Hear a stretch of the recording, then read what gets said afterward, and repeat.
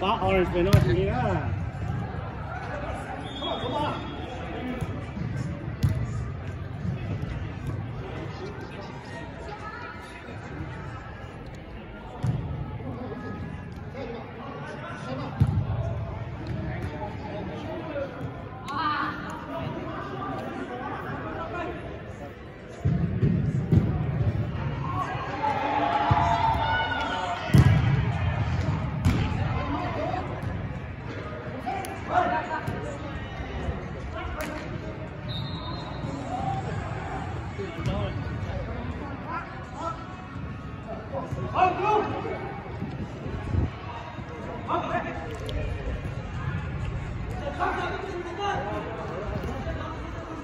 Trung Quốc quá. Chúng bà chỉnh thầu rất là ngon.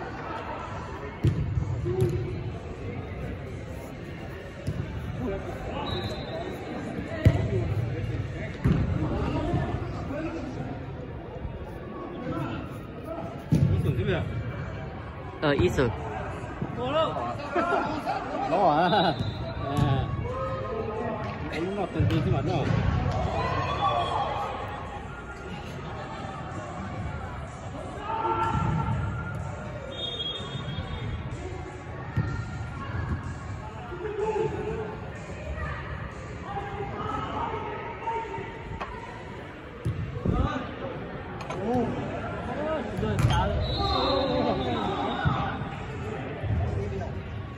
Awesome, huh?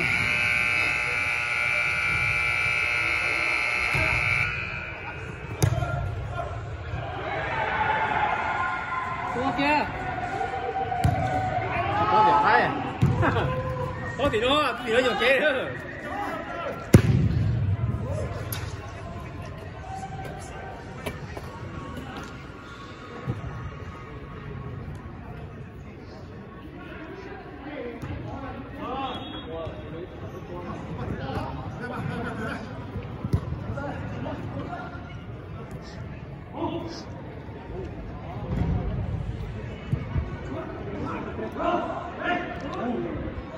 Thế cũng là lý nhất đấy.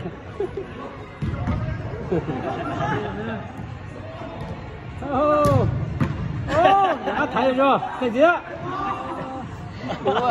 Đúng rồi, đi về. Cái là cái xã tiền hát nó trông con, nó trông kia.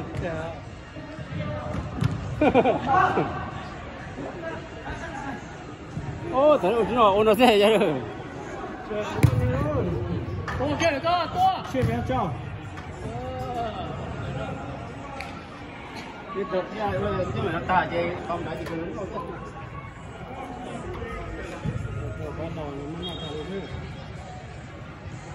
Bây giờ nó lột xác rồi. Nó thích chỉ cái tàu lắm cái này thì lột xác.